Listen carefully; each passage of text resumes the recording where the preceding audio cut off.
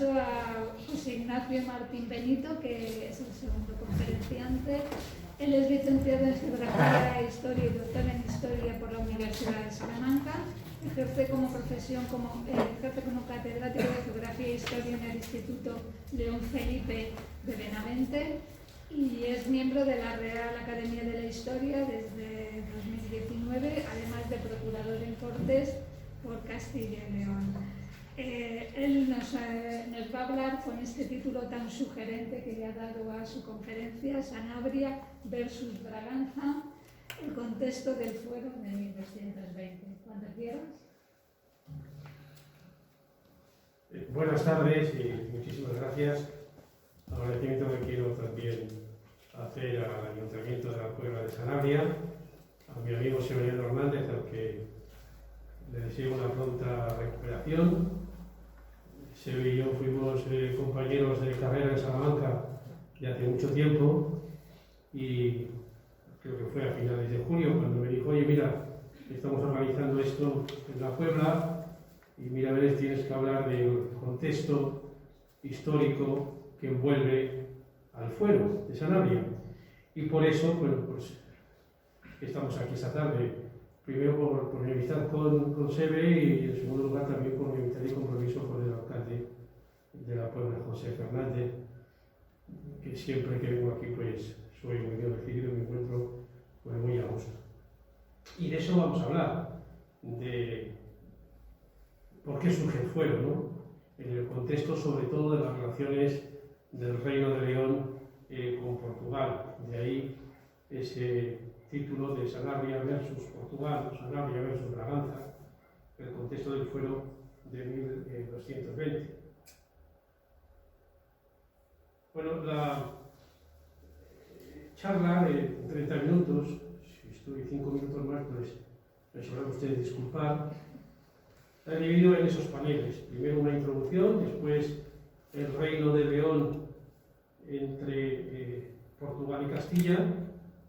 El tercer panel, las relaciones con Portugal, que van a desembocar después de la paz de Moronal en las repoblaciones de la tercera década del siglo XIII del Reino de León, tanto en la zona norte como en la zona sur de Ribacoa.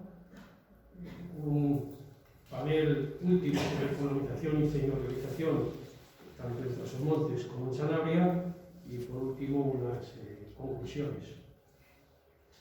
En el panorama general, lo que hemos llamado introducción, vamos a ver el territorio de Sanabria o de Sanabria, Sanabria y Trasmontes también como territorio de un territorio marginal, un territorio de periferia interior que cobrará visibilidad a partir del nacimiento del Reino de Portugal. Después los fueros y pueblas a lo largo de la raya leonesa y portuguesa, tanto en la zona norte, en la zona del Miño, como en la zona de Sanabria y finalmente en la zona del sur del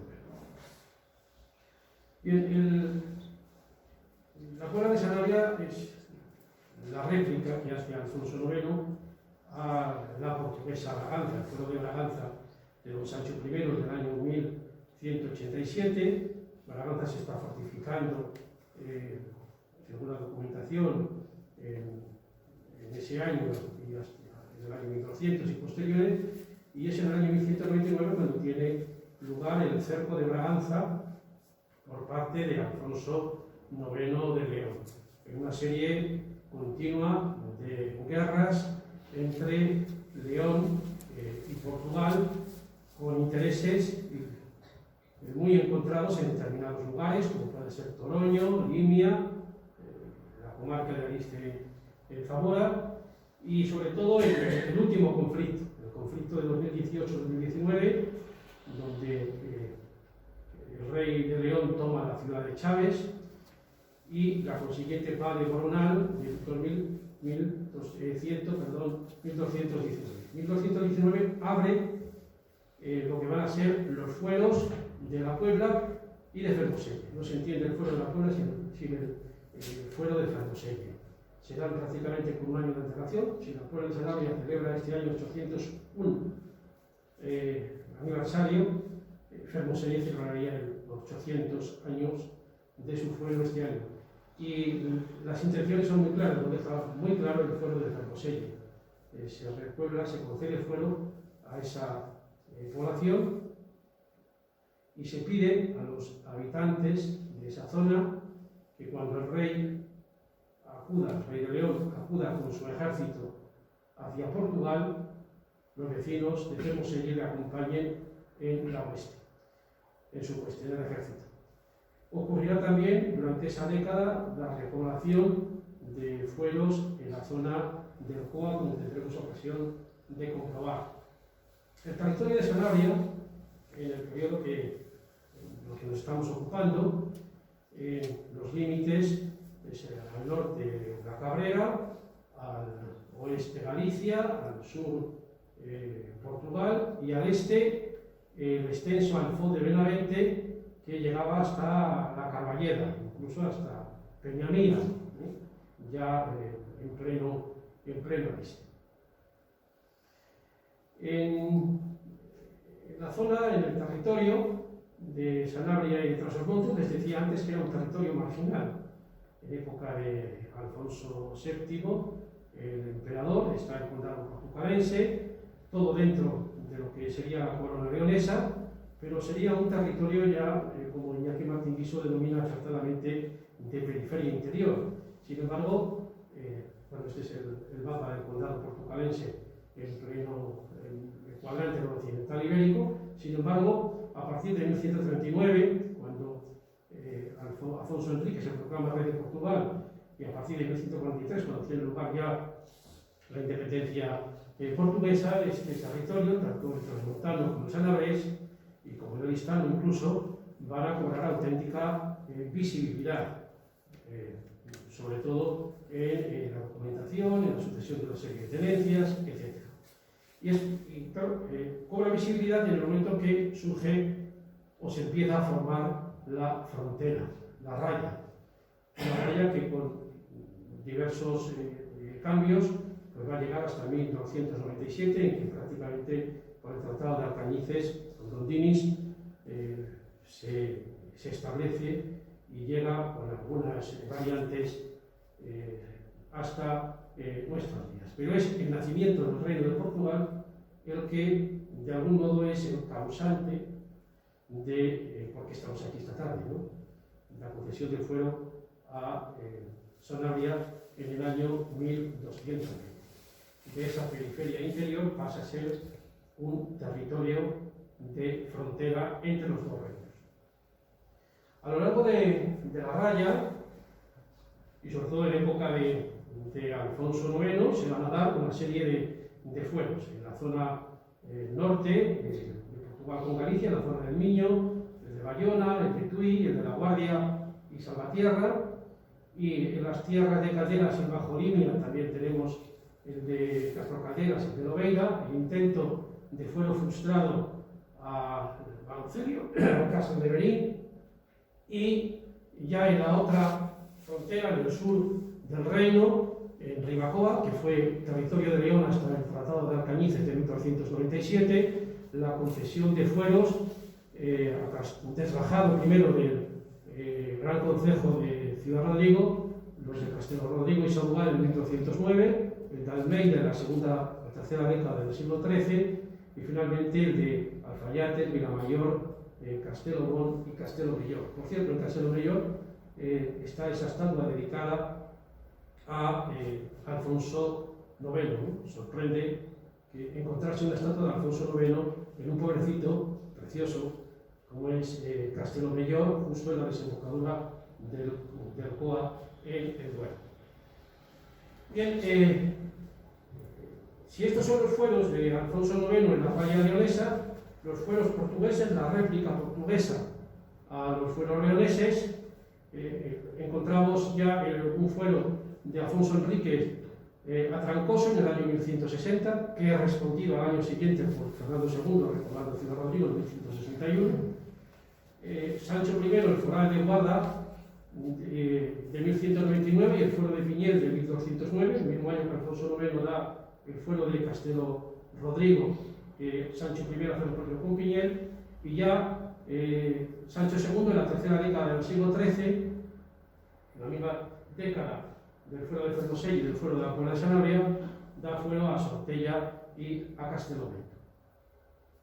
Bueno, el segundo panel al que voy a referirme es la situación del reino de León comprimido, casi estrangulado por el reino de Castilla a levante y el reino de Portugal a poniente. La frontera de Castilla y de Portugal, el dominio de Portugal, por lo menos de Afonso Enríquez en Aliste, seguramente se remontaba al condado portucalense, hasta 1167, la raya, como estaba establecida en Sanabria, y las fortificaciones de frontera. Sabido es que cuando muere Alfonso VII, el emperador, divide el reino entre sus dos hijos, a Sancho le deja Castilla y Toledo, y a Fernando el reino de León, que se componía de Galicia, de Asturias, de León y de la Transía, es decir, del otro lado, la falda sur del sistema central, la zona de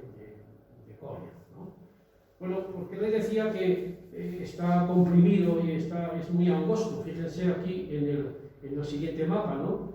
El reino de León pasa a ser una franja muy estrechita al sur de Zamora, de Salamanca, se va metiendo, la línea viene siendo la calzada de la Guinea, que más o menos coincidiría con la Vía de la Plata. Castilla se va metiendo por la zona de Béjar hacia Plasencia, y Portugal empuja para abrirse paso hacia el este, y la zona de fricción va a ser ahí Ribacoa.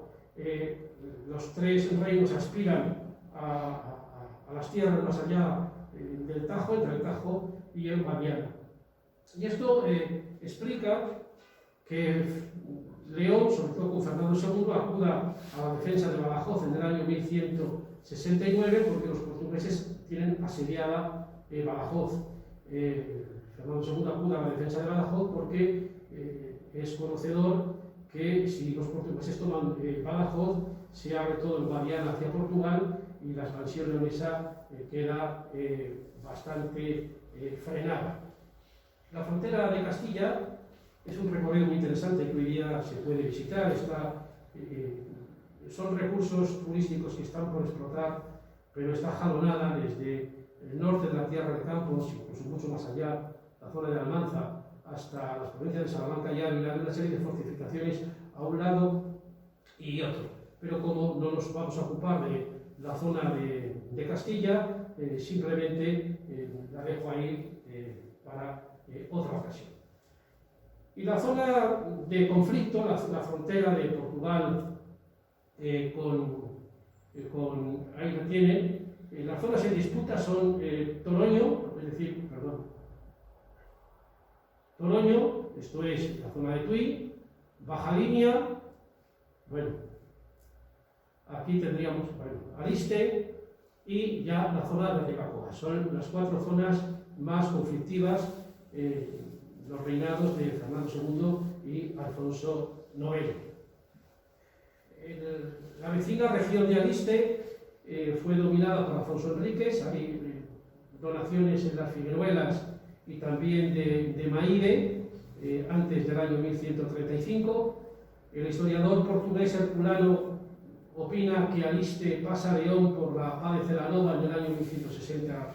Yo creo que no, que Maíre pasa a manos de León en la campaña de 1167, la campaña que está por estudiar. Pero hay un documento en el Duco de San Martín de Castañeda muy esclarecedor, de un documento que se firma y que se dice, traducido de latín al castellano, en el tiempo cuando el antes dicho rey Fernando conquistó Alba de Aliste. Alba de Aliste es un castillo en la zona donde se coinciden las comarcas de Aliste y de Alba, y tiene lugar en el año 1167. Pues probablemente en esa campaña, con la toma de la fortaleza principal de toda esa región, que es el castillo de Alba de Aliste, que además luego es el castillo que deja en Arras, en León, a Portugal, con el matrimonio real entre Alfonso y su esposa, es cuando en ese año Maire va a ser también una donación que va a hacer Fernando II, es decir, 1167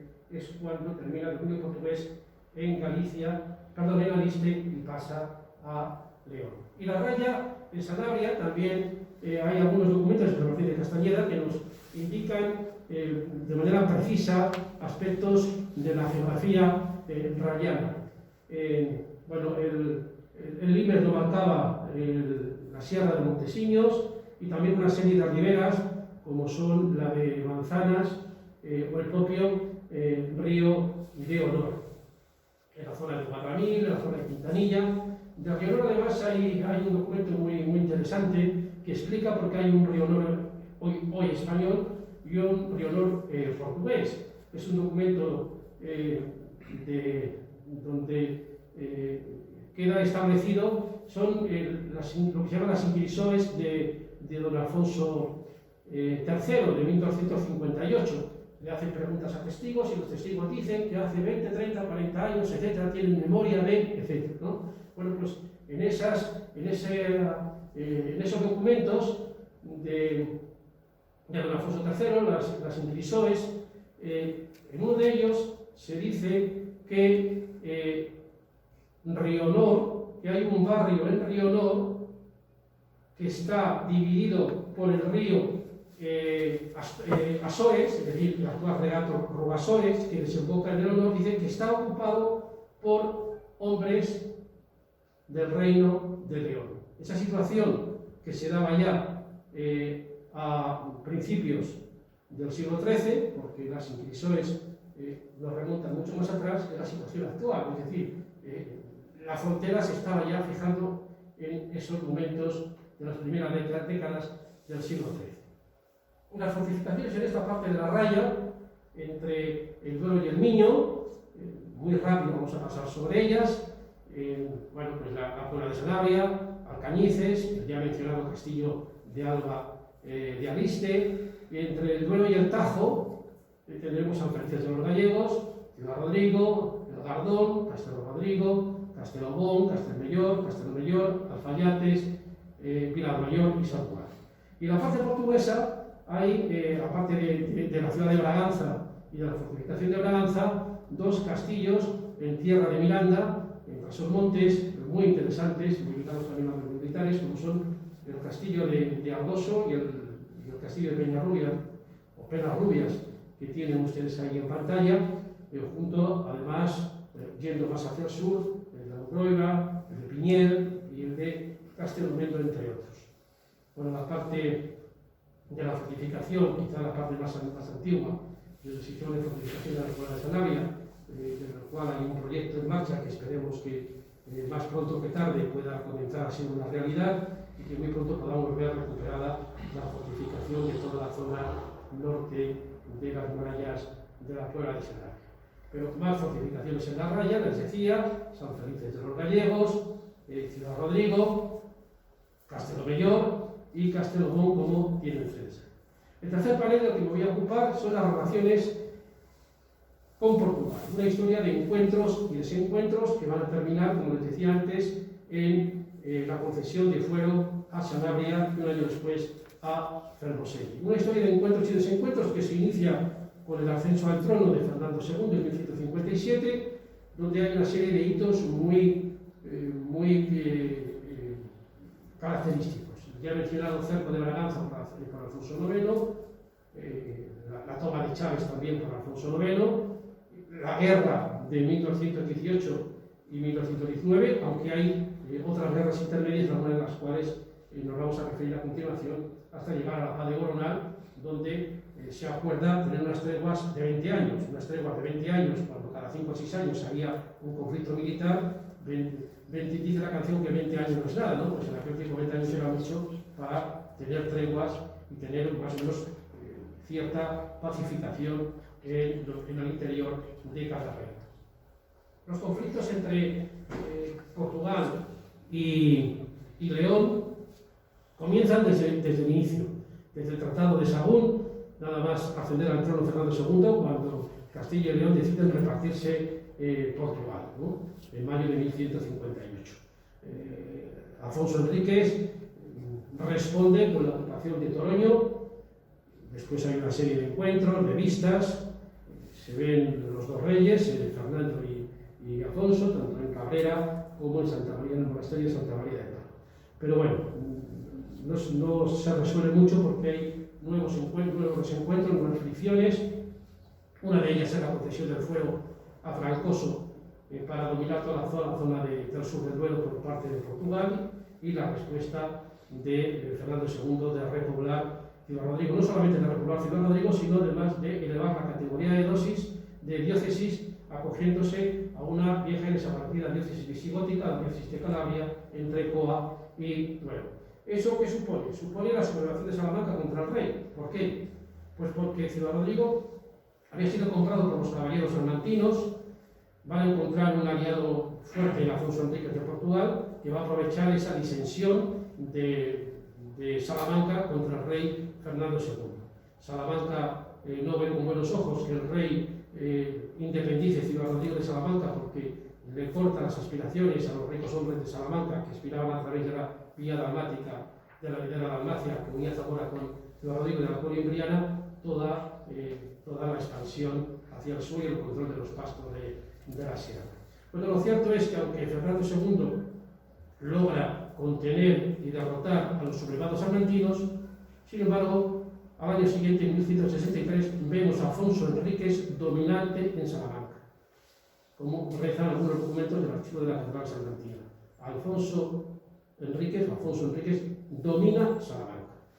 Y la verdad es que el dominio va a ser corto, ocupa también nuevas zonas de Toroño y Limia, llega incluso a ocupar determinados lugares en el camino cerca de Santiago, el castillo de Cedofeita, en 1165, hasta que ese año se firma una paz entre los dos reinos, la paz de Lérez, que entre otros capítulos, por así decirlo, acuerda el matrimonio de Fernando II con una de las hijas, doña Urraca, hija de Afonso Enríquez, con lo cual Afonso Enríquez pasa a ser suegro digo bien, de Fernando II. Pero bueno, no por eso cesan los conflictos. Los conflictos van a seguir, sobre todo en la zona de Guadiana, como antes les comentaba, con el intento de tomar Badajoz. Afonso Enríquez toma Elvas en el año 1166 y 3 años después se plantan los muros de Badajoz para tomar la fortaleza. Bueno, en un episodio que narran los cronistas medievales, Afonso Enríquez es capturado porque se cae del caballo, se quiebra una pierna, es apresado por los hombres de don Fernando II, y Afonso Enríquez se compromete y devuelve toda la comarca de Toroño con su capital Tui. Hay un intento de Fernando II de dar fuero a Tui, de defender Tui, de trasladarlo de lugar, de hacer una nueva población, nuevas cercas, pero finalmente desiste de ello por presiones eclesiásticas. Hay unas batallas más en la zona sur, la batalla de Arañán, etc. Ya en los inicios del reinado de Alfonso IX la situación no va a ser mucho mejor, los desencuentros van a estar a la orden del día. En el año 1191, Sancho I funda la ciudad de Guarda y decide además unos años después dar fuero a Penamacor, en la región sur del reino. En los primeros años hay un acuerdo también matrimonial, alianza matrimonial entre Portugal y León. Alfonso IX se va a casar con Teresa Sánchez, hija de Sancho I, pero este matrimonio va a ser declarado nulo por el Papa. No solamente era la alianza matrimonial, en Arras, el rey de León entregaba una serie de castillos al rey de Portugal, entre ellos el castillo de Alba de Risco. Bueno, como el matrimonio es declarado nulo, en teoría el rey de Portugal debería devolver los castillos al rey de León, algunos en la propia frontera, muy cerca de aquí. Bueno, esa entrega no tiene lugar y los castillos siguen en manos de los portugueses. Es en esas situaciones, es en ese contexto de disensión entre Portugal y León cuando va a suceder el cerco de Braganza del año 1199. Sancho I logra liberar el cerco de Braganza y acometer las obras de fortificación. La respuesta del cerco de Braganza, la réplica, la contrarréplica, por así decirlo, de Portugal contra León fue el cerco a Ciudad Rodrigo, que también en ese caso tuvo que ser levantado por el socorro de las tropas leonesas a la ciudad. Los portugueses van a ser derrotados cerca de Piñel, en la margen izquierda del Coa. Estamos hablando de rozando 1200, hasta 1220 todavía quedan 10 años de conflictos. Y en estos conflictos está la amenaza de Piñel. Piñel en la frontera sur, en la zona de Ribacoa, que va a ser, ya me dicen que vaya terminando, 5 minutos más y ya termino, va a ser abordado en el Tratado de Valladolid de 1209. Los reyes de Castilla, un tratado entre Castilla y León. El rey de Castilla dice que, bueno, que si el rey de León quiere llegar a acuerdos con el rey de Portugal, que por supuesto lo puede hacer. Pero el rey de León dice que si el rey de Portugal quiere firmar las paces, lo primero que tiene que hacer es derribar el castillo de Piñel, porque es una auténtica amenaza hacia las fronteras del reino de León. Hay nuevos conflictos en el año de las Navas de Tolosa, a las que no va Alfonso IX. Hay nuevos conflictos entre Portugal y León. En 1211, con la muerte de Sancho I, sus hijas, las infantas, acuden buscando protección de Alfonso IX contra su hermano Alfonso II de Portugal, y en marzo de 1212 Alfonso IX entra en Portugal y toma una serie de castillos. Las crónicas dicen Bálsamo, yo creo que se refiere a Balsamado, cerca de Chacín, en el concejo de Macedo de Caballeiros, y también el castillo de Euros. Bueno, llega la paz de Coimbra de 1212 y parece que todo está tranquilo hasta que estalla la Gran Guerra de 1218-1219 y ya nos acercamos al fuego. La toma de Chaves por parte de Alfonso IX, derrotas portuguesas en Braga, en Guimaraes, en Bárcea, y finalmente la paz de Bolonal. Las trepas por 20 años, Alfonso IX toma conciencia de que hay que fortificar, que hay que fortalecer las fronteras, dando más protagonismo a los concejos y, por supuesto, también al papel del rey, y en ese contexto es en el que tiene lugar al año siguiente de firmarse la paz, una de las primeras pueblas, que va a ser la Puebla de Sanabria, a la que le sigue al año siguiente la puebla de Fermoselle, ¿no? El rey, como digo, toma esa conciencia de fortalecer la raya, creando consejos de realengo que tendrán un papel también predominante en la guarda de las fronteras. Experiencia que había en la frontera de Castilla. Los conflictos con Castilla habían generado que Castro Verde se había repoblado en el año 1129 y Bernal de los Montes se había repoblado, se había cortado un fuero en el año 1208 en la frontera castellana.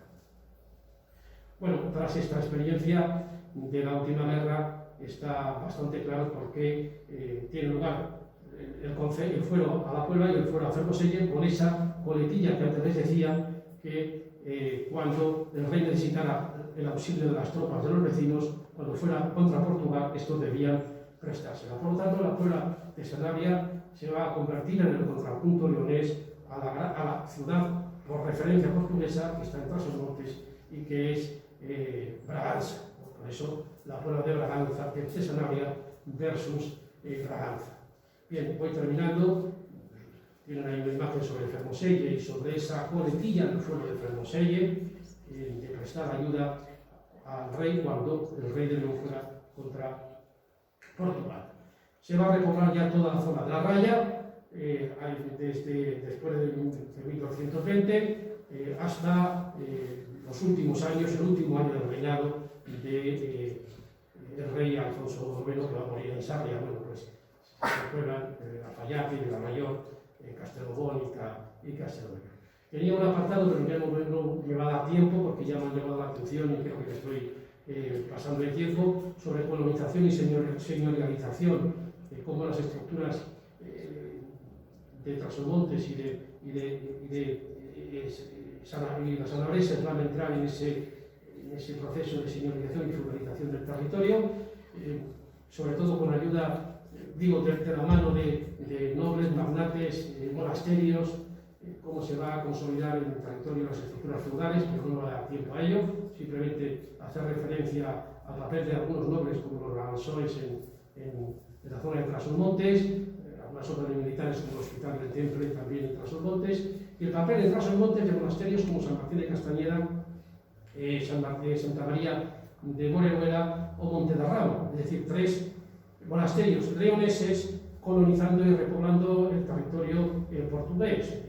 En ese caso puede llamar la atención, pero sería un poco más largo de explicar, junto con el monasterio de Castro de Avelas cerca de la Ansa. Y en la zona en la que estamos, pues el papel de la nobleza, sobre todo del Ponce de Cabrera y sus sucesores, que van a mantener la tenencia de Sanabria durante generaciones, delegando ese poder que le ha delegado el rey y creando una red clientelar de nobles, entre los que destaca Rodrigo Pérez, aunque las fuentes, la documentación le titula muchas veces como señor de Sanabria. Hay otros nobles muy interesantes, como Pedro Rodríguez de Sanabria, que interviene en la conquista de la Almería, de Córdoba, con Alfonso VII, y que juega un papel también predominante como nobleza clientelar del conde Ponce de Cabrera en la Sanabria del reinado primero de los últimos años de Alfonso VII y primeros de Fernando II. Bueno, el papel del monasterio de San Martín de Castañeda en esa colonización y feudalización del territorio. Tenía algo sobre la tenencia de Sanabria, pero que no voy a poder desarrollar por falta de tiempo. Las tenencias delegadas por parte del rey para defender y gobernar el territorio, pero no me va a dar tiempo a hablar de la tenencia de Sanabria, así que les paso las imágenes a buena pluma. Y por último ya, a modo de conclusión, la formación de la frontera está muy ligada, claro está, al nacimiento de Portugal y a la necesidad de fortalecer y apuntalar un territorio que cobra visibilidad a partir de este momento. La corona se va a apoyar en los concejos y mediante la concesión de cartas pueblas o fuero, y el surgimiento de la puebla de Sanabria, o en este caso tras la concesión del fuero, pues es la réplica de León a la portuguesa Braganza.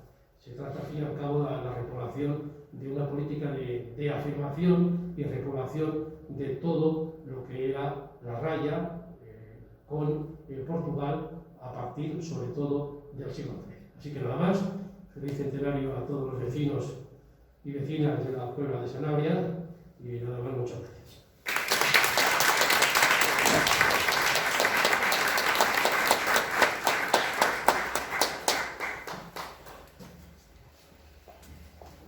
Muchísimas gracias, qué interesantes las dos ponencias que hemos tenido el gusto de disfrutar. Antes de terminar, va a intervenir brevemente Esther Cruces, que es la directora del Archivo de Indias. Lo hace, saben que no ha podido venir Juan Ramón Romero, director del Archivo Histórico Nacional. Simplemente anunciarles, después de su intervención terminamos el acto. Mañana les esperamos a las 9:30, habrá un bloque de 2 conferencias y terminaremos con el concierto de música sanabresa y sefardita. Así que sin más, Esther, tienes la palabra.